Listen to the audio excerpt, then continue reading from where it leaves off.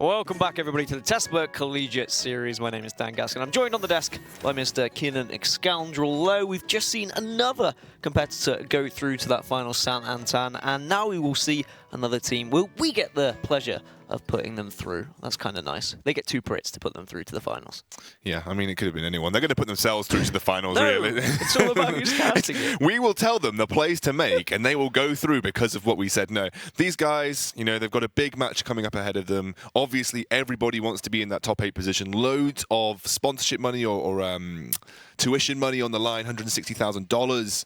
You know, to play for, which is a load of money to put towards your school fees. It's fantastic for Blizzard to sort of put this up as well as Tespa. So, you know, I'm really looking forward to seeing this match, and I think both teams will be very excited. Well, let's have a look and see what teams are going to be facing off against each other. Of course, this is still the South bracket. As I said, San Antonio did qualify, but now we've got Florida versus Chapel Hill.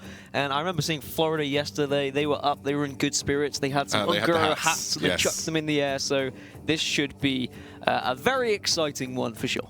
Yeah, I think they look like they were having good fun on screen yesterday, so looking forward to seeing these guys in action once more. Definitely looked competitive, definitely looked like they were bringing solid deck lineups. Remember, they could keep the classes, they had to keep the classes between the 2 days, but they could change the deck lists and the deck archetypes, so we could see some switch-ups. I know we've seen a lot of migration from Taunt Warrior to Pirate Warrior, which has been one of the major transitions we've seen for deck lists over the last day. We'll have to see if that's the case for these two teams. Of course, there are all the classes there for both sides. But let's have a closer look at University of Florida, Crazite, GX Fire, and Elotravaka?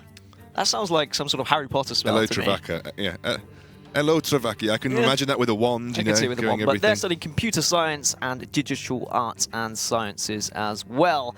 And as we said, they were in very good spirits, and they also have fantastic Photoshop skills, it would seem. Yeah, and GX Fire, he used to be a semi-professional, or I think he is a semi-professional Super Smash Bros. Commentator. So someone of our own kin playing on the Hearthstone lineup from Florida there. And you can see, hey guys, I think he wants Twitch chat to spam something. On the other side then, North Carolina, we've got Sundance, J. Willie, and Crusher99, Psychology, Mathematics, Journalism / Advertising. Can they take down Florida? Their playoff record actually a lot better than what we saw from the likes of Florida. They went 5-1 during the playoffs leading up to this championship bracket. And actually got another Super Smash Bros. Player over on the other side. You can see there he currently top 10 or was top 10 in North Carolina. I think now top 25. And that might not sound a lot, but realistically, I'm pretty sure a top 25 Super Smash Bros. Player from a state would dumpster pretty much anybody he runs up against. Certainly I wouldn't have a chance. So yeah, it's nice to see these guys got competitive experience in other games. Obviously bringing that competitive fire here to the Hearthstone table. Well, let's see what decks they've banned away themselves in this format. Florida are going to take away their Warrior, and North Carolina taking away their Rogue. Interestingly, again, we're seeing that Rogue taken away. You look at the lineup from Florida, it's got the Hunter, it's got a Druid, which could potentially be aggro, it's got a Warrior again. You know, you would probably self-ban your Rogue in most cases. Remember, we talked a lot about what the Rogue does. It's generally the quest Rogue, and if you're doing nothing for the first 4 turns while these big, aggressive boards build up, you're not favoured against that particular matchup. And what are your thoughts on Shaman as well? I mean, I've heard a few of the casters discuss it. I've seen discussion online as well about is Shaman kind of still that top-tier deck? I know we're still seeing people tool around with different variants of it. Shaman's still a great deck. I especially think the Elemental Shaman, you can play on curve, got great minions, you can slam down, obviously Tolvir, Stone Shaper, all that kind of stuff, absolutely fantastic. So I still think Shaman's pretty good. Well, getting into game number 1 here, and it's going to be the Druid from Chapel Hill up against the Shaman of Florida here. And look at that, it's another Beast Druid. We've seen the success of it. We saw it live yesterday, and there has been a lot of it around the internet today as well. So I'm not entirely surprised. In Enchanted Raven, of course, good to keep in your hand, but they may be tempted to chuck everything else away.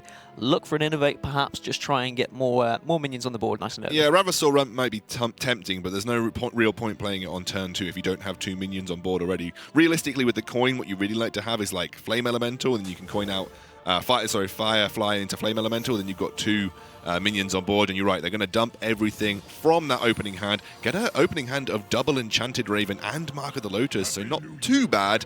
There actually looks some good responses coming from Florida as well. Yep, because now they can just play 1 Enchanted Raven, they'll wait, and then their turn 2 is another Enchanted Raven followed by a Mark of the Lotus, if that's the line of play that they go for, which is already just setting 2 3/3s on the board. but we can see there is one Jade Claws in the hand of Florida to be able to deal with this 2-2. Exactly, you know, there's that sort of threat, the fact that Jade Claws exists, and Chapel Hill are probably thinking that if they've got Jade Claws, we don't want to overcommit into this scenario. Also, if they are worried about Jade Claws, do you think they would consider just coining out another Enchanted Raven this turn? Yes, I know that it doesn't look too great mana-wise, but at least they know they'll keep something on the board. Yeah, I was considering that play just because of the fact that even if you top deck another Mark of the Lotus, it feels really great to just spam those and suddenly you've got some 4/4s on board. But yeah, this gives it a little bit of longevity versus the Jade Claws. Obviously, over 2 turns, the likelihood is that they could actually lose both of these minions. But in this case here, it's aggressive, it puts a lot of board pressure down, and it forces Florida to have the answer. We can see that Florida does have the answer. The only issue you can see is that they can't now play their Tar Creeper the next turn because they are overloaded for 1. Awkward turn as well for Chapel Hill now. Are just going to have to shapeshift just to get rid of this Jade. And I'm just looking at the list, and it looks like a very similar list we've seen a couple of times on broadcast today as well. I don't think they run Mark of Yasiraj, so instead they're just running the Murloc package. Of course, you can see Finja there as well. That might have been something they would have wanted if they were running Mark of Yasiraj. Sure. It would have been able to kind of bust that up. But instead, they're just going to be staring at an empty board now because that Jade, it's done its work, the Jade Claws. Yeah, Jade Claws done some serious work here, but they do have that get out of jail free card that is Finja. Can really turn things around. They are running Swipe as well, which is something that not every Beast Druid does run in their list. A lot of people do run Swipe, but not everybody does. Some people sub it out for some more board presence. And Living Mana, a card that a lot of people kind of turned their noses up to when we first saw Ungoro pre-release come out, but yeah. Living Mana, actually, I've been playing this deck over the last few hours. Living Mana has bailed me out of so many situations, and I think it's such a good card because it's 5 mana, you get 10/10 spread across 5 minions. I mean, what's not to love in that value? And it's how quickly Chapel Hill want to get that onto the board as well, because you are facing off against Shaman. We know Lightning Storm is a thing. Maybe they'll wait until turn 6 where you use Living Mana, and then if you have an Innovate or something like that, then you can get out the Mark of the Lotus as well. Just make them 3/3s rather than just the 2/2s. Exactly. So when you play it exactly on turn 5, you will and none of them get dealt with. You have 1 mana to work with the next turn. That's probably why you end up saving the Mark of the Lotus for this Living Mana play. If you play it a little bit later on, sometimes you can make a little bit more combo happen, but in this particular case, you just have 1 mana to work with, so it's kind of looking for that combo. It looks like maybe Finja or Living Mana will be the thought process here for Chapel Hill. I would say that Finja is a little bit less risky because then you obviously don't get it potentially dealt with by a Maelstrom Portal or a Lightning Storm, but they have the options now going into turn 5. But Dan, this is a slow start for the Beast Druid. It is, and I think it's going to depend entirely what Florida play here, to be honest. If they drop down a Tar Creeper, then that Finja doesn't look really that inviting, to be honest. Yes, okay, you've got the Swipe to work with the turn after to try and get a combo just to make sure that you can get the kill off and draw those Murlocs. But it's, as I said, entirely depends as to what Florida do. And they are just going to use the Flame Tongue Totem and Tar Creeper just to build up more of a board here. Yeah, that does not look inviting for Chapel Hill now to drop that Finja. Because you have to go into a 5/5 at this point in time. Maybe afterwards they swipe. So next turn they'll be looking to swipe and then trade in. And I believe it will survive thanks to if it pulls a Murloc War Leader, which it pretty much is guaranteed to do now that they've got 1 Bluegill Warrior in hand and 1 Murloc War Leader down. So I believe it will survive. I can't quite think. It might actually die, actually. It might exactly die, but regardless, it's going to pull the Murlocs. Yep, it will pull them indeed, but of course they're going into the 5/5, so oh, no. Yeah, it will kill them. And that's another War Leader that's been drawn as well. But it does mean that they can still draw a few. They've got a War Leader, Bluegill, they could play first, in fact, which actually is huge. I mean, you were saying on oh no, but actually that's really big. Yeah, actually, to be fair, if you do it this way, I just felt that for some reason I was so focused on the swipe play, but if you play the War Leader, the Bluegill, that trades into the Creeper, and then you can actually take out the Flame Tongue Totem and get another Bluegill Warrior on board, I believe. You can play Mark of the Lotus as well if you just wanted to kill them straight off with your Finja. And then that is going to be a tasty amount of Murlocs on the board. And yep, here comes Mark of the Lotus as well, just to make sure you ensure that kill. It means Finja will also survive. And that's the important thing as well. Yeah, and he's just going to get buffed up even bigger. We don't see a Lightning Storm in Florida's hand at the moment. There is a Maelstrom Portal and a Hex and a Blood Mage Thalnos. So there are tools to kind of deal with this. Yeah, you do feel like he's losing a lot of presence on board just because he's having to trade consistently. So if, Florida do manage to find their board clear, if they do start to use that Maelstrom Portal and that Blood Mage Thanos, they'll actually put themselves back into a really comfortable position. They also have the follow-up of a Hex if they really want it, and the Tolvir Stone Shaper. Unfortunately, they don't have the mana to make all of that work this turn, but the amount of options that they've got in hand, it is really, really strong. They might not even need to use Blood Mage Thanos because they've got the Jade Golem on board, so they could actually end up just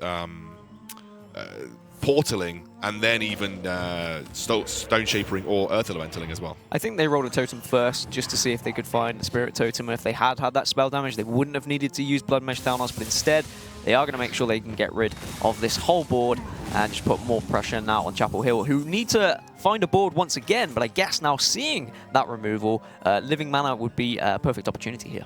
Yeah, I think Living Mana probably runs down the play here. It's always Taunt Totem, yeah. I don't know how much of a difference would a Spell Power Totem have made there. It would have meant they wouldn't have had to play Blood Mage Thanos. Yeah, that's true. I guess, but what would you have played instead, I suppose?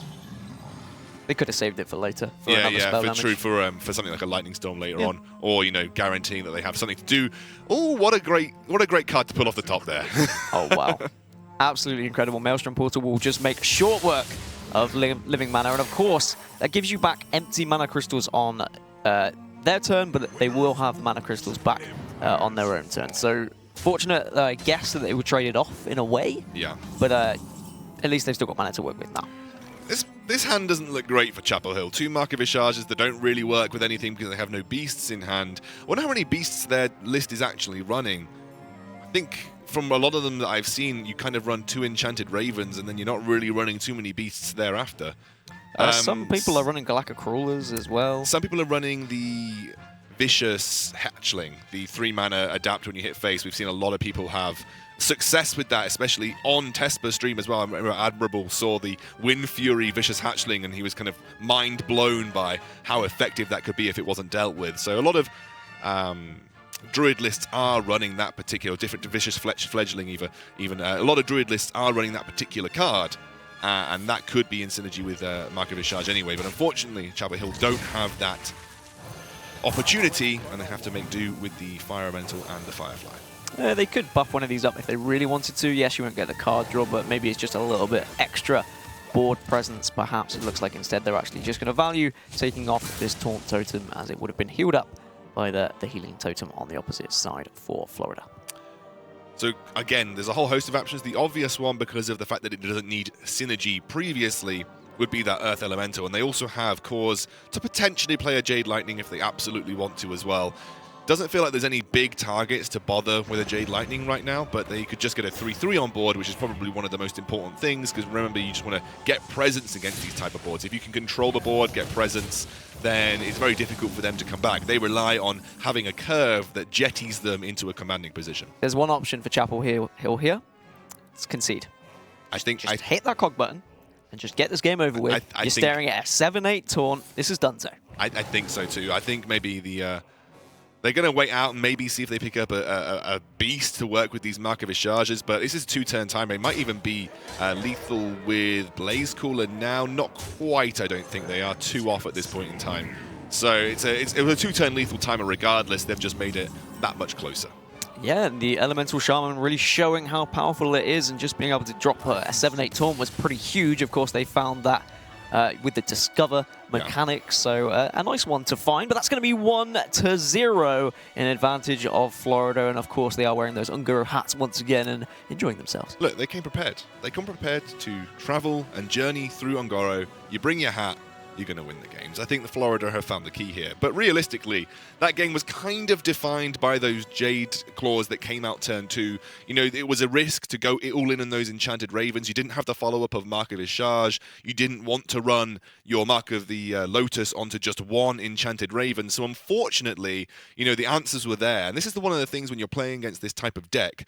if you can answer their board state early on, you don't allow them to snowball, and then you can gain control, especially with the uses of Maelstrom portals, and let's be honest, there were some pretty good Maelstrom portals for University of Florida. It's very difficult to find your way back into the game as that Druid. Yeah, I was going to say, I think the most important was that second Maelstrom portal, which just wiped off all of those 2/2s that have been summoning from Living Mana. But it is going to be 1-0 for Florida, and now Carolina, well, they've still got the Druid, Warrior, and Warlock left, but just the Hunter and the Druid for Florida. We've seen a couple of variants of Hunter today. Some have struggled, some have performed well, and they've been able to overrun. Of course, it depends on the matchup as well. Is there anything you're expecting? Of course, we did see Florida yesterday, but they've had the chance to completely change their deck list. What would you say is the best Hunter deck that you've seen currently in the meta?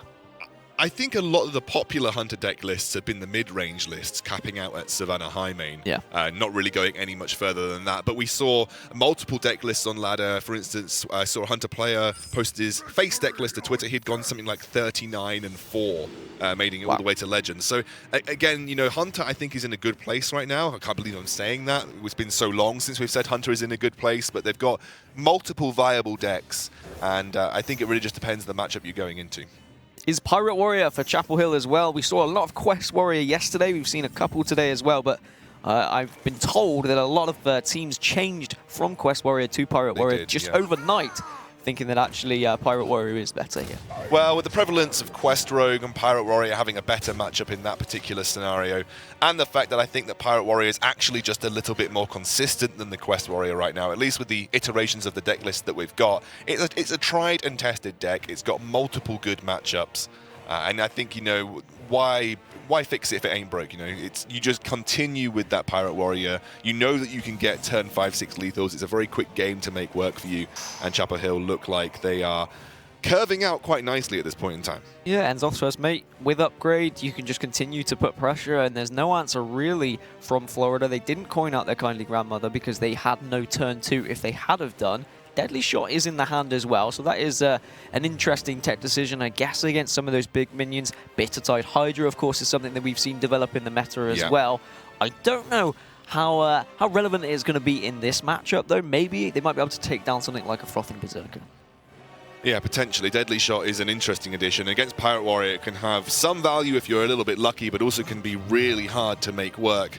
This is an interesting choice for Chapel Hill now. You've got the upgrade, you've got the Fiery War Axe. You could scream that you want to get some value out of the upgrade to get a 4/3 Fiery War Axe and start hitting face. Or you can do, like you said, play that N'Zoth's First Maid and take the upgrade right now.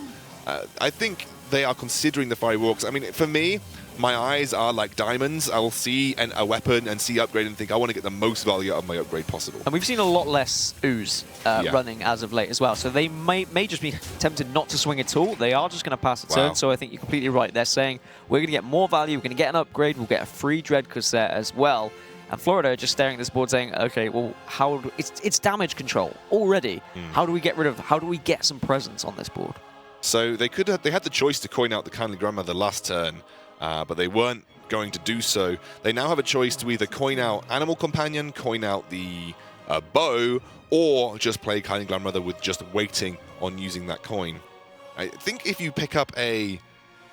I mean, nothing seems great for the Animal Companion either, and they're just going to go for the bow because it gives them the consistency, knowing that they'll definitely be able to get rid of this 2-1 on board. Because remember, if they get Misha, that's just a hit with the Fiery War Axe. And the fact that they held on to it, they must realize that there's going to be some sort of upgrade mechanic. Ooh, my! Bloodsail Raider as well, and of course the Dread Corsair will just go down to 0, means the mana will be fine to play Bloodsail Raider, and that's going to be a big, chunky 7-3, I believe, 6-3, sorry. That is going to be jamming damage to your face constantly, because really, they might have to go for a 50-50 with the Deadly Shot. I think this might be Deadly Shot bingo right now. I don't see many other ways. The only other way you could do it is take the 1 in 3, but you'd rather take the 1 in 2, I think, over the 1 in 3 to deal with this 6-3 immediately. If you hit patches, that's cog and concede time. If you don't, then you might find your way back into this game. So I suppose you could take maybe a 2 in 3. If you go for the Deadly Shot and it hits the Dread Corsair, then you could take down the 6-3 yourself, but then you're taking 6 damage to face. Yes, you get rid of it, though. That's just a worse result, though, right? I mean, every result is a bad result against Pirate Warrior, to be honest. I don't want to play bingo against Pirate Warrior. No, nor do I, not really. But I think this 6-3 has one job, and it's to jam 6 damage to face. If you do it for them, it's kind of already done its job. So none of this feels good, and I think you have to take the biggest risk if you're in this kind of situation. You have to say, you use Deadly Shot. You could use Animal Companion and take the 1 in 3 for Huffer, which would deal with it immediately, but that's actually just strictly worse odds than going for the 1 in 2 Deadly Shot, and I think Florida are lining that one up. Well, bingo it is. Oh! No, bingo for you! All the old ladies will be coming in, and they'll be playing, and they'll be taking away all of the money today. The old kindly grandmothers? That's what I was going for. Yeah, anyway. I got it. I was trying to think of what they call number 63 in bingo, but I don't think they've got a special name for it. No, they definitely don't. All the 6s, it's Pirate Warrior. Just Pirate Warrior indeed. And now they're going to go for Animal Companion. They will get out, of course, Misha, but that's going to be game over because the face of Chapel Hill will deal with that one. That's going to be 1-1. Pirate Warrior continues to show its dominance throughout Unguro. A nice, quick and easy game. And to be fair, it's just a matchup that Hunter struggles with when they aren't able to get early board presence. Yeah, and that felt like it was a very much more shifted to the mid-mana Hunter there. We didn't see things like super heavy one-drops like Alley Cat coming through. Obviously, we didn't get a full check of the deck list, but the inclusion of Deadly Shot is interesting. It leans it to more a control mid-range kind of variant instead of more of this early curve going up to the Savannah high main. So, yeah, I think that was going to be a matchup that unless you got a 1-drop into 2-drop into 3-drop, you know, that was going to be hard, I think, for Florida to actually find their way back in. Yeah, because I mean, even thinking if they'd won the 50-50, probably game over still. Because Probably Pirate still Warrior is lost, just yeah. still chipping away damage. But it is going to be a 1-1 here. I mean, you got South Sea Captain off the back then, so you got a 2-2 patches at that point. That's going to jam some damage to face. Another 4 damage from the Fiery War Axe. It still wasn't looking good.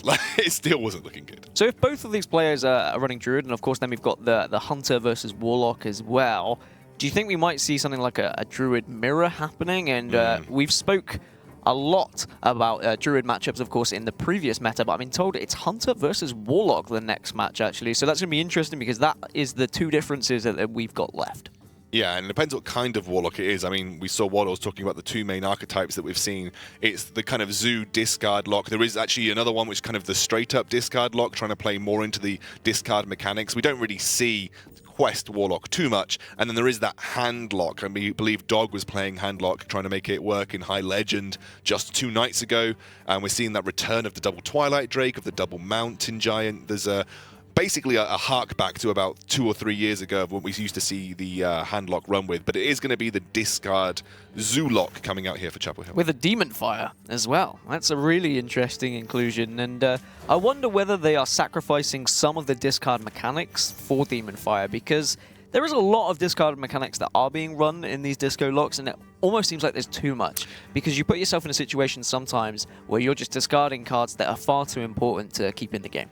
Before Ungoro, people started putting Demon Fire in their Zulocks again to try and make Zulok more competitive, because it was kind of in a bad place just before Ungoro came out. People weren't really, I think, getting along with what Zulok was supposed to achieve, so they started putting Demon Fires in, and to add value, if you didn't necessarily get a 2-drop, it made your Voidwalker, you know, a 3-5. It made your Malkazar's Imp, you know, a 3-5. So it's not a bad inclusion, and you'll probably see that direct curve coming out. But Florida now have got a good start here. Galaka Crawler would have been great in the previous matchup, but they've got the Kindly Grandmother to follow up from these 2 Alley Cats. Malkazar's Imp will survive this board, so actually it trades very well into the 2 Alley Cats. We don't see a Razormaw in the hand of Florida, so no Adapt that's going to be able to come out just yet to help them out and clear this board. Then that Demon Fire may come into play, Keenan.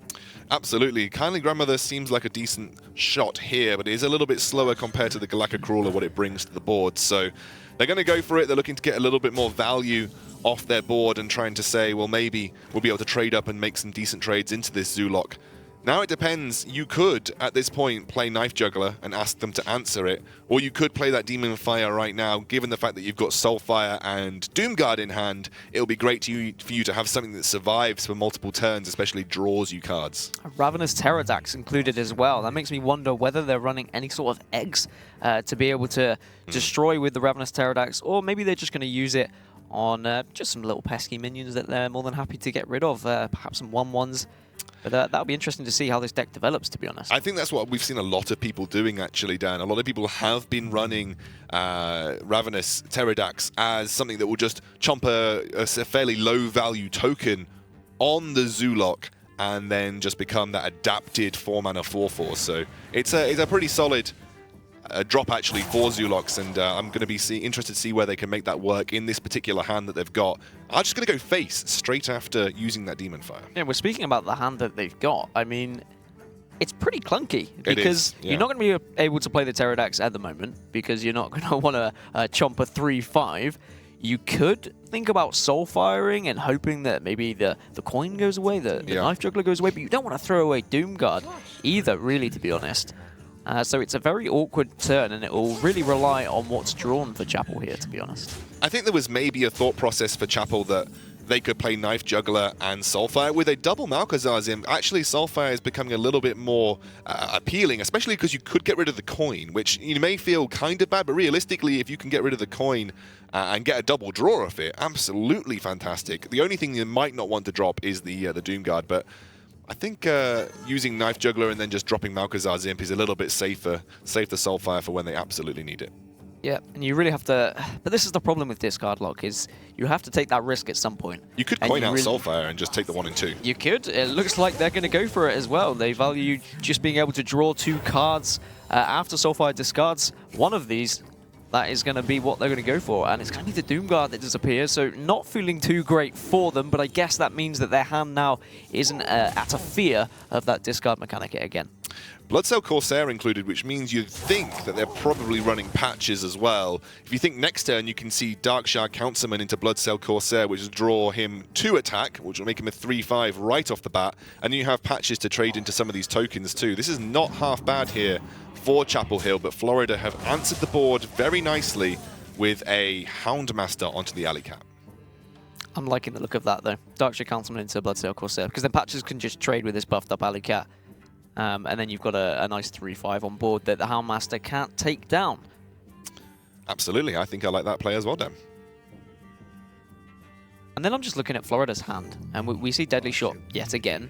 We've got, of course, Nesting Rock, which we saw earlier, actually, in the Hunter game that just never got procced because they never had the chance because there was never 2 minions on board. Of course, this Alley Cat's going to die, so they're not going to be able to play it again. I agree. I think that is something that we have seen struggle to get value in a lot of Hunter matchups here. Looks like this is going to be the case. Bloodcell Corsair, it does come down. Patches will be delivered via cannon, and it will be a 3-5 for 3 mana on board, and just that Houndmaster left alive for Florida. Got the Galaka Crawler, which obviously is fantastic against Bloodcell Corsair, so actually get some value against the Zulok, which I didn't think was going to be the case.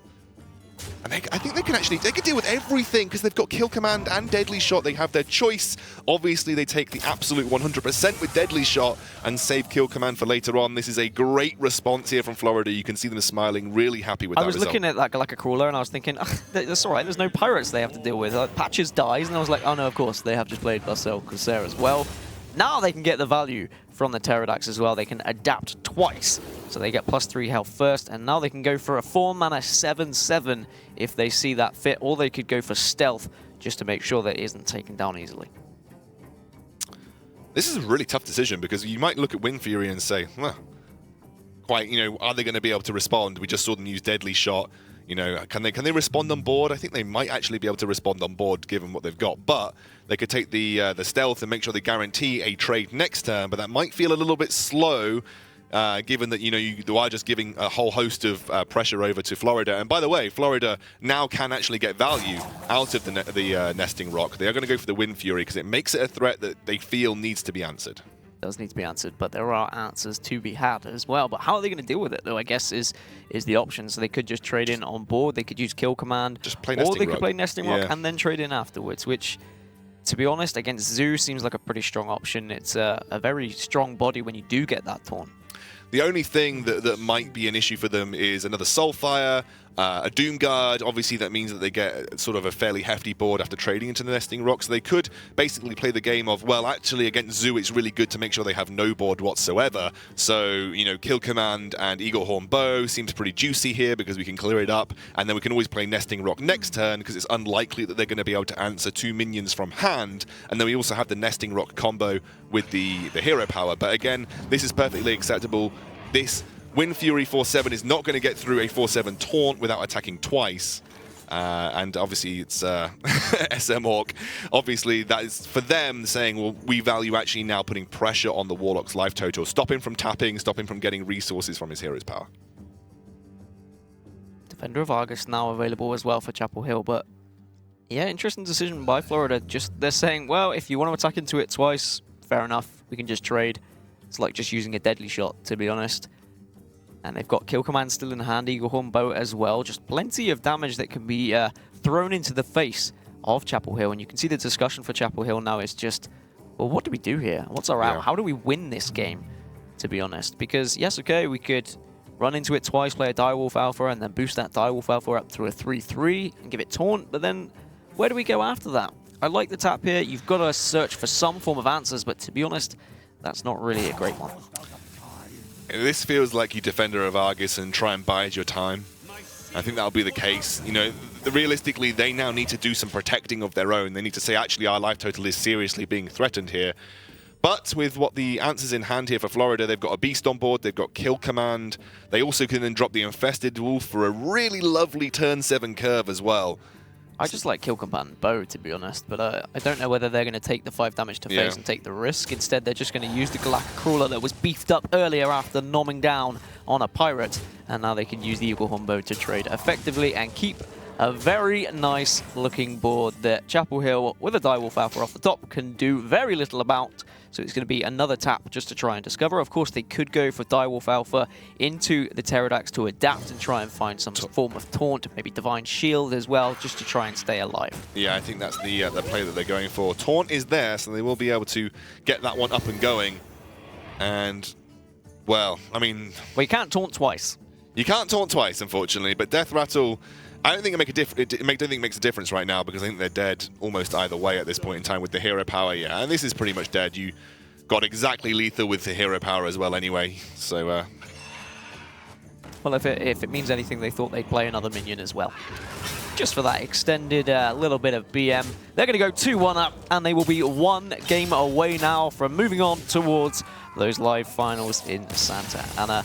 A well-played match from Florida, to be honest. It can always be difficult going up against Discard Lock if they kind of draw the nuts and they start to discard everything, but they didn't. They discarded their Doom Guard, and that doesn't feel too great to me. Well, it was the risk they took. They basically sacrificed potentially one of the most powerful cards in their deck for a double draw off the Malcazar's Imp they had on board. It was a risk that could have rewarded them with some great card draw that was able to then follow up and gain control of the board. And this is something that we see as a recurring theme right now in a lot of these matchups.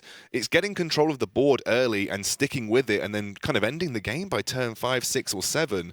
And you find a lot of, I guess, board-centric decks exist in Un'Goro right now.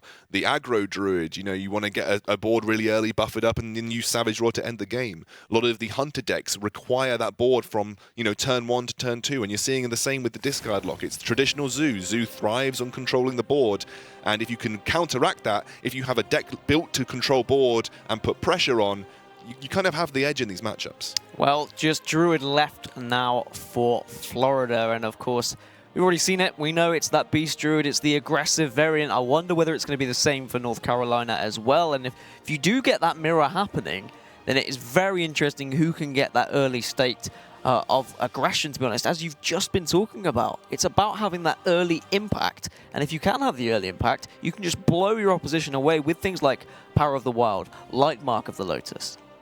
Yeah, obviously, if you have that aggressive early start, you can be building boards with Finja. If you innovate him out super quickly, you can obviously, with Mark of the Lotus and Power of the Wild and all of those 1-drops, start getting boards of like four minions at about 3-4 from turn 3. It's very threatening. And you can see here, this Emerald Hive Queen included here for Florida. I guess that's a direct synergy with the Mark of Ishar's, but they also have the Enchanted Raven too. Seems like a pretty early, decent start here from University of Florida. And it's going to be a direct mirror matchup with, to be honest, Chapel Hill not looking too good. Yeah, we were saying about getting the early board presence, and at the moment it looks like Florida do have that. Of course, we've already seen Chapel Hill's deck today, but Florida's looks a little bit experimentative. There's a few inclusions that I wouldn't really expect to see there, and I think they are even considering coining out the Emerald Hive Queen just for even more presence here. Yeah, it doesn't mean they can't drop the Galactic Crawler on turn 2, but they kind of get a Galactic Crawler turn 1. So you kind of make that decision making. If that Emerald High Queen doesn't get dealt with, it will start jamming damage to face every single turn. But they're going to actually hold on to it just for now. And double Mark of the Lotus, kind of feel like you have to pay Power of the Wild for a 3-2 at this point just to contest this Enchanted Raven on board. Oh, that feels absolutely awful, to be honest. And I guess now you can just trade in. You've got Galactic Crawler just as a 2-3. Then you've got the coin next turn for the Shell Shifter, of course. That's a new card from Unguro as well. Yeah. You can either transform into a 5-3 with Stealth or a 3-5 with Taunt as well. So a little bit of synergy, if you want, with the kind of Druid decks that we've seen just surpass after Jade Druid. So you can see here that there's Stranglethorn Tiger. And is this deck a little bit more Menagerie Warden heavy coming up from Florida? More centered around going towards the mid-game beast that we sometimes see? This is just nice. If it is, and they've drawn all their early game against Chapel Hill, who have designed a deck about sheer aggression with lots of kind of one-drops, and you really want to build this kind of token druid, and they have drawn absolutely zilch. Yeah, if we talk about drawing the nuts, these guys have drawn everything else they can't put together. It's literally the opposite of the nuts right here for Chapel. Can you say the bolts? Oh my god, Mark of your Stars as well. That means they can just boost up the Galactic Crawler to a 4-5 here and draw more. Yes, okay, they're not going to be able to play anything, but they're still just putting now consecutive 6 damage into the face of Chapel Hill. Murloc Warleader, finally something to play for Chapel Hill. But actually, if you play Murloc Warleader, that gives Florida a really nice turn 4 with the Shell Shifter. They'll trade that Emerald Hive Queen in potentially. Although, with the Mark of the Lotus, it does make it slightly more difficult for Florida to consider this, because you might want to take that exact trade with the Galactic Crawler. This sets up very nicely for swipe for Chapel Hill as well. So, tough decision-making, you'd have to say here from Florida. But I would be personally tempted to be able to just trade in that Emerald Hive Queen and say, okay, I want to get a Shell Shifter on board because we have nothing else to do this turn. Yep, I think you have to. And I was going to say beforehand, yes, okay, they've got a little bit of board presence, but there was nothing to trade in, so they would be able to play some of these mid-game minions, but instead now Chapel Hill playing that Murloc Warleader has allowed them to put a little bit more of a presence on board, a little bit more of a scary presence. And yeah, speaking of scary presence, I'm looking at Chapel Hill's hand, and really, they've got 2 options. Living Mana, get a load of 2/2s, or play that Bittertide Hydra, but neither feel fantastic. I guess Living Mana seems to be the best option for me, especially considering you have Mark of the Lotus as well. Yeah, Mark of the Lotus, then I think you can innovate afterwards and do it straight away. Yep. So you just get a board full of, I think you'll get 3/3s. 3/3s, so you'll get 5 3/3s when using that particular play. So I quite like that. It definitely goes wide, and the one thing that Druids classically really struggle with is a board that goes wide. There is also the option of the Bittertide Hydra here. With only 7 damage on board, you're asking a question of Florida as to whether they have an answer. Their answer could just be a stealthed Stranglethorn Tiger or a Bittertide Hydra of their own. But with the Menagerie Warden, they might want to guarantee value and get Menagerie Warden basically absolutely settled in on one of the Stranglethorn Tigers with the stealth. I like Bittertide Hydra, to be honest. I just think, yeah, okay, you're going to put an 8/8. You've got to get past the taunt. We've got an 8/8 of our own, sure, and we're going to continue to just put damage to face. I think either Stranglethorn Tiger or Hydra are both fantastic plays. If they really want to go for a defensive option, they could play Druid of the Claw as well, which looks like that's the line of play they have agreed on, as they are currently hovering around to plop that one down on the board. I'm going to go for the charge here. Is this the, yeah, this is specifically to deal with this Hydra. And again, they probably are sitting in a hand with Hydra and Menagerie Warden, and they say, we don't want to face 2 8/8s on board at turn 6. Very defensive, but given the hand that they had, it's quite a heads-up play just in case Chapel Hill do run a Menagerie Warden in their deck.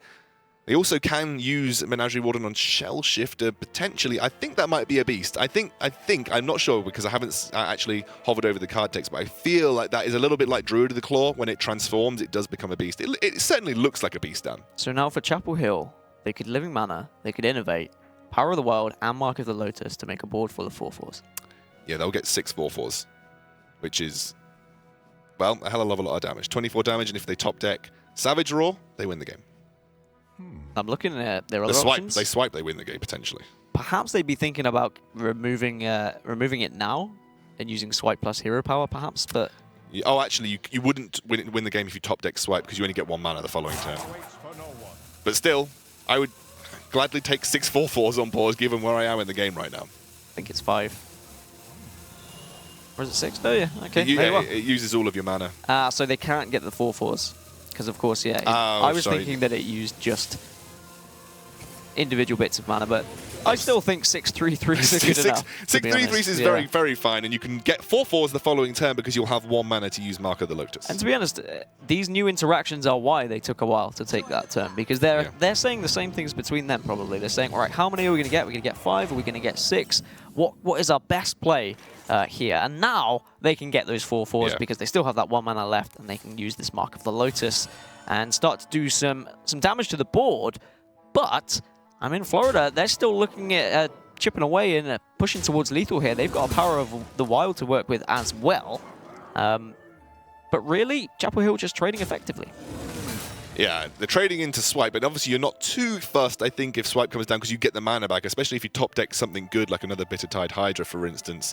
They're making the choice now as to whether they think it's worth trading into this Menagerie Warden or just going face. And I guess they're saying, actually, do we win if we trade into Menagerie Warden? If we do this, we actually put him on a lethal timer that if he doesn't answer the board, you know, we actually, even if he just cleans up 1, we actually win the game. We have Swipe, we have Mark of Visage. Obviously, we also have Hero Power. If nothing is cleaned up, they'll only be able to Hero Power next turn, and that's exactly, if one of them gets killed, 21 damage. So, yeah, I really like that. Really ballsy play. Got Druid of the Claw off the top for Florida. They could, of course, Druid of the Claw plus Power of the Wild just to try and beef up that taunt a little bit. But those 4/1s are very pesky. A Swipe, of course, would have been perfect. But this is a really sticky situation for Florida when it looked very comfortable, to be honest. This is a tough turn, I'd say, for Florida, because what they could do is obviously, like you said, Druid of the Claw, and then use Hero Power to trade into 1, and then try and go face with Menagerie Warden. Because I think at some point you have to say, well, we also have to push damage to face. We do need to win the game. They have to be worried about if Druid of the Claw gets removed. There is actually lethal on board right now, so they have to be very careful about how they approach this. They might actually say, let's trade into a healthy 4/4, and we can actually Hero Power another one down, leaving only 16 damage on board. They're also going to be considering Power of the Wild, just go for a 3/2, so they're trying to threaten lethal in their own right as well. Blue Gear Warrior off the top, and they've got Mark of Yasiraj as well to work with. I don't think there's quite lethal just yet. It's pretty close. I think it's 1 off. Yeah, it's pretty close. I think they've got 16 if they get through this. Yeah, they've got 16 when they get through this Druid of the Claw. So do you trade here? I mean, how worried are you about your life total? I think you have to trade. Yes, okay, you've got a lot of damage to face, but you definitely had to do that 1 trade onto the Menagerie Warden. And now the decision, do you trade into the Panther or not?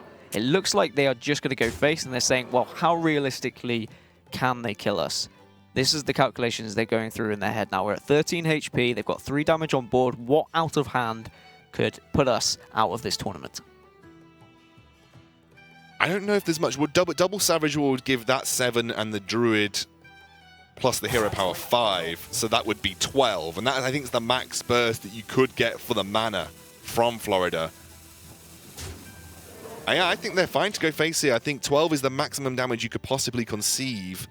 And actually, I think this is over. I think the way that Chapel Hill have played this, they actually end up losing the game, winning the game because of this living mana. And people said, this card sucks. People looked at that card and said, oh, I don't know if, like, reserving my mana for minions on board is worth it, but hey, they are making it work, and it's coming through really well in this aggro Druid. And we're going to a Game 5 as well to decide who is going to be heading towards the final. A Swipe could have been absolutely massive for Florida, but they just couldn't find that. I really could have actually swung the game. Instead, all of those treants would stay alive, and were able to just push enough damage. And you're completely right. People completely overlooked that card.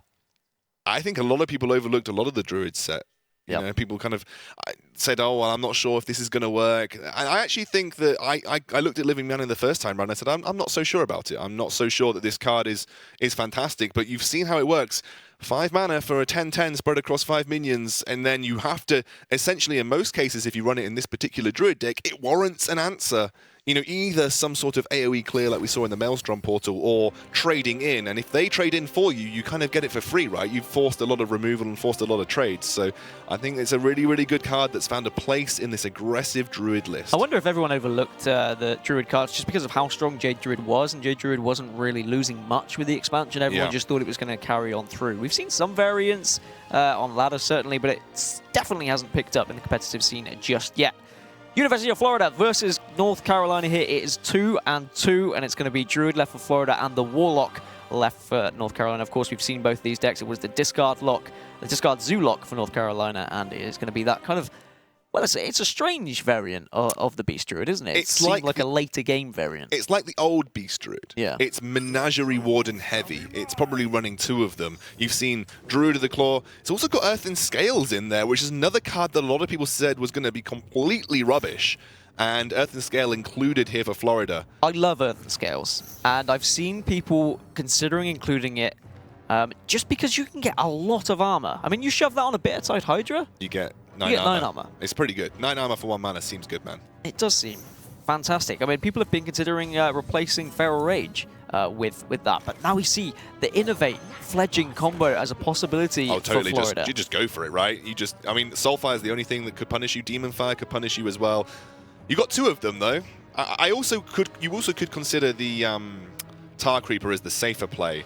But if you want to put your mark down and say, okay, we're really going to go for this, the Fledgling is the way to go. And I think I've often seen a lot of players say, okay, Fledgling turn 1, very few answers to it. But again, Chapel Hill, they're so happy they've got Demon Fire in hand. Demon Fire, of all answers. Of course, Florida did see Demon Fire come into play a couple of games ago, and they would know that was definitely a possibility. But yeah, quite rightly, why not innovate it out? If it does go off, Fledgling can be absolutely insane, and it can just win you a game straight up. But look at all the 3-drops they've got. They had the coin, they had the Creeper as well.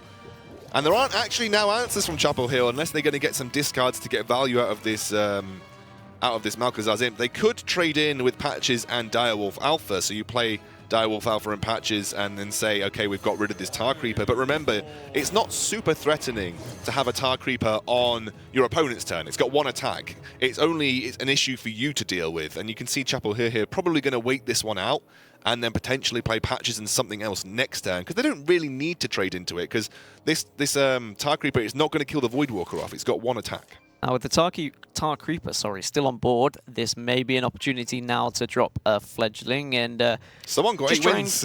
I mean, I guess that's the thing. With the Fledgling, it's great if you can kind of cheat it out. If you can get an Innovate and you can get it out onto the board early, if you can use Counterfeit Coin and Rogue, for example, or if you can drop it behind a Taunt.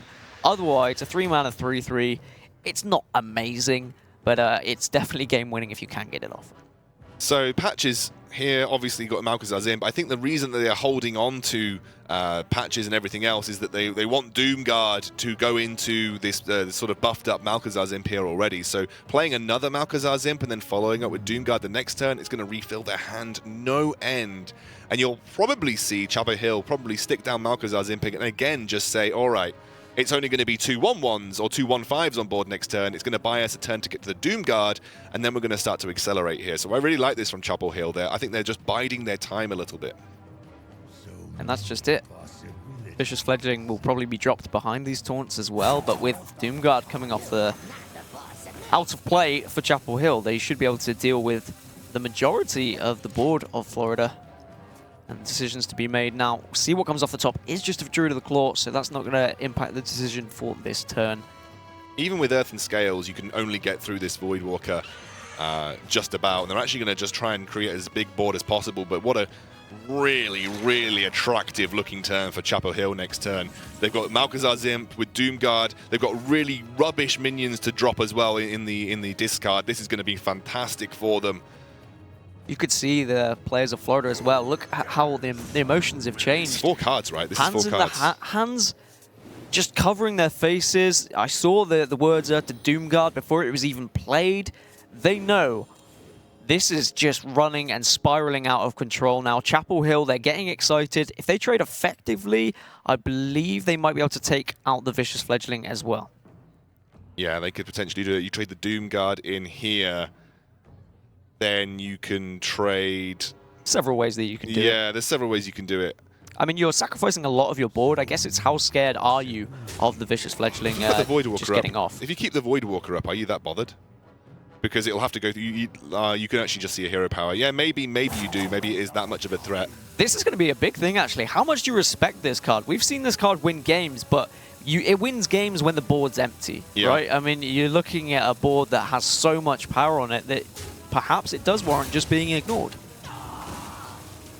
Okay, I think they might end up respecting this. And actually, that Vicious Fledgling and the 2 Tar Creepers, while there's a big hand here for the Warlock, it's given a little bit of space for the Druid to find their way into a potentially decent situation. But again, you're going to trade this Emerald Hive Queen in properly, then drop a Druid of the Claw in taunt mode. You still have absolutely nothing in your hand to follow it up. And you can look at everything from Chapel Hill's hand. They've got Darkshroud Councilman, they've got patches that they've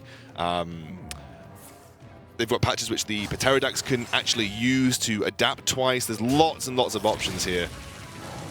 And they're actually going to take out Doomguard completely and just drop a Galaka Crawler. Yeah, using Earthen Scales, okay, they didn't get the crazy armor advantage out of it, but they're able to deal with the board, and it begs the question now from Chapel Hill of what are they going to do in response? Very little hand for Florida and a lot to work with. Of course, you could go for something like Flame Imp into Patches, Patches goes face, and then you could play the Pterodax and get the full value out of the Adapt if you really want, because otherwise I'm looking at how do you deal with the 2-3.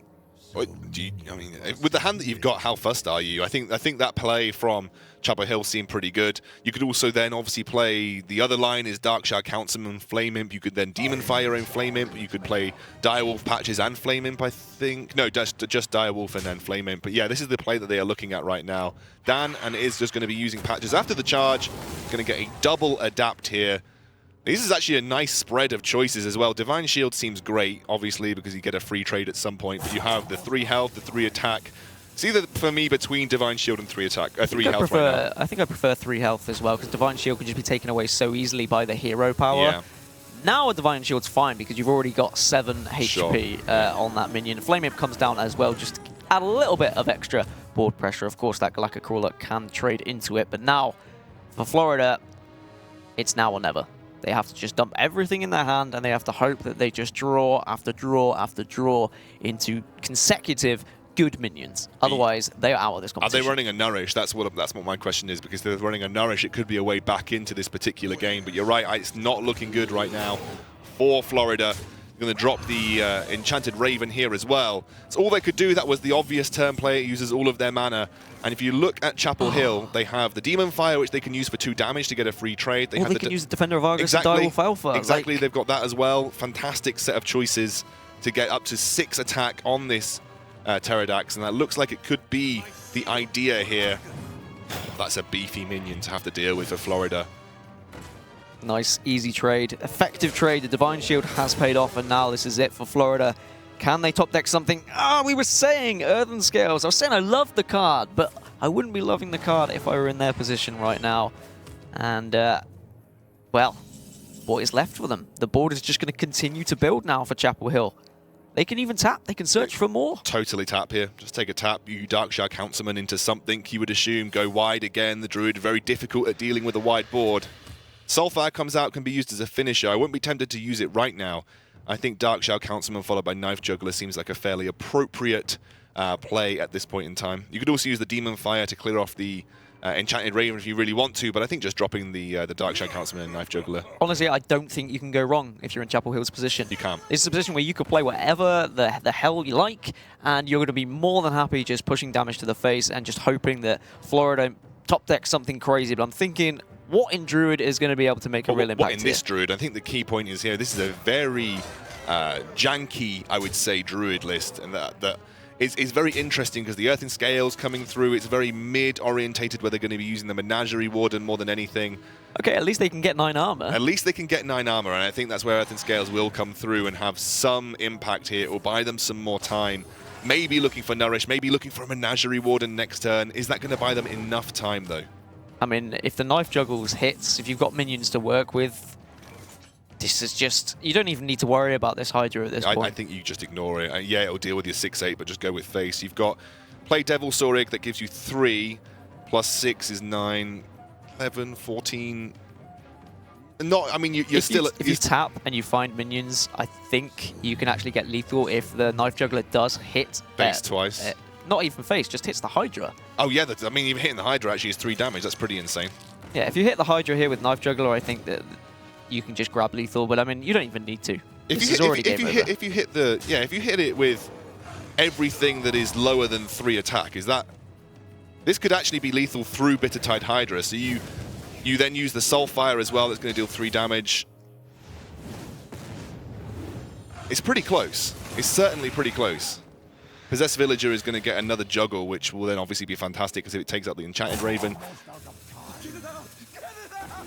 It's an interesting line of play that they went for there, actually. I really like that when you No, but they could have gone for the lethal play, because if they had tapped first and then gone for the Possessed Villager and then the Knife Jugglers had hit Bitter Tide Hydra before they traded into it, then there was a potential option for lethal. But it really didn't matter because they had so much board control. They still have all the board control, and there is no answers from Florida. That means Chapel Hill will be going through as one of our finalists in a couple of weeks at the Collegiate Series in Santa Ana. A fantastic comeback from them when they were down 2-1. And you can see how much it means to them there as well. A lot of smiles, a lot of joy coming out from these players. They are so happy, and I love to see that. They are really, really overjoyed, making it through to the live finals at Santa Ana. I mean, it must mean so much to these players to even have the opportunity to compete at a live event on stage and have a chance to play for that huge scholarship prize pool as well. I mean, I would feel the same way. The further they get, the more they're securing as well. I mean, it's a lot of money. I'd love to pay off some of my student loan. These guys, no wonder they're so happy. And also, after such a grueling series, I mean, it looked down and out for Chapel Hill at one point. It looked like Florida were going to run away with it, but that Druid deck certainly threw up some surprises, and not all of them were good. Florida might go back and look at their deck list and say maybe a more aggressive lineup might have been more suitable. I definitely think that it had merit. It was big, chunky, mid-range, and that seems to have some success right now in the current meta. Just didn't quite have success in this particular setting. Well, let's speak to the guys from North Carolina, Chapel Hill. Congratulations, guys, an amazing victory. We saw how happy you guys were after that one. I mean, what does it mean to you to be able to qualify for the finals? A lot of money available to go towards tuition fees and stuff. So it means a whole lot. Like, we spent so much time in the last couple of days trying to prepare and optimize these decks, and it really means a ton to have all of that hard work pay off, not only in the plane ticket that we get to go to California, which is amazing, but also the extra scholarship money guaranteed it's so great. It feels so good. It was fantastic. Your emotions at the end of that kind of told us everything. That last game, though, I really want to touch on it because it felt like everything went right for you. You were setting up so well for that Doomguard, and then Doomguard came out, it drew 4 cards, and you guys were absolutely on fire. It feels good to draw the nuts right in a really important last match of your series. You guys were smiling all the way through that. Carry on. You go. All right, yeah, it felt amazing. We definitely, we drew a little poorly in some of the earlier games in the set, and we definitely went into that last game saying this is our time. So it felt really good to finally hit it. Yeah, we've been putting in so much work that it's great to see that skill and research and playing hard translates into wins for Hearthstone, so love to see that. Yeah. And just quickly then, have you got like a Hearthstone club at your university? Is there any other friends that have been helping out with deck building, or is it just you 3 guys just going hard at it? So we don't exactly have a club, but we do have another team that represented us, but unfortunately we had to play them last round in the round of 32, and so we knocked them out to get to this point. So we're kind of carrying on their torch on to top 8 now.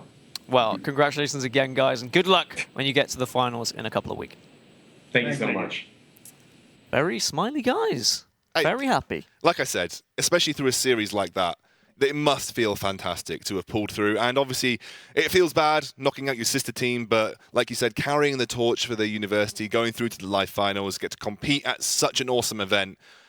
There's no reason not to be smiling. Well, someone has tweeted in from home as well and will be winning themselves a Dalaran Flame card back. It's from Carter G. Ray 10. He says, what is your favorite line from Ben Brode's hit single, Journey to Ungoro? I mean, for me, it's just the kind of chord, the Journey to Ungoro. That's just stuck in my head constantly. He's got a really good hook line voice, I can't do it as well because my voice is a lot higher. You could probably do a better impression. Journey to Ungoro. See, there we go. Right there. This guy's got it. But a fantastic series. And that's another team that moves forward towards the finals. And we've still got 2 teams to find as well. Remember, if you want to tweet in, if you want to get your tweet read out on stream, and you want to win a Dalaran card back, this is the link to do so. Just at Team Tespa or /Team Tespa on Facebook as well.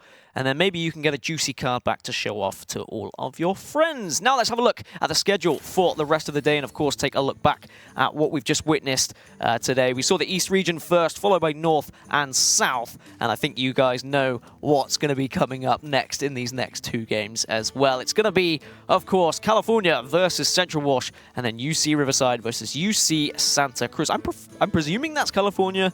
I'm just going to say Cal, actually, because I don't know the states that well because I'm from England. Yeah, same. I'm just going to assume this is California. Well, I think that just about wraps up this series. And to be honest, all these players have played absolutely fantastically, and we'll find out who else is going to be joining them live at the finals in a couple of weeks. So we are going to go for a very quick break, so don't you guys go anywhere, because we'll be back very soon with more Hearthstone action.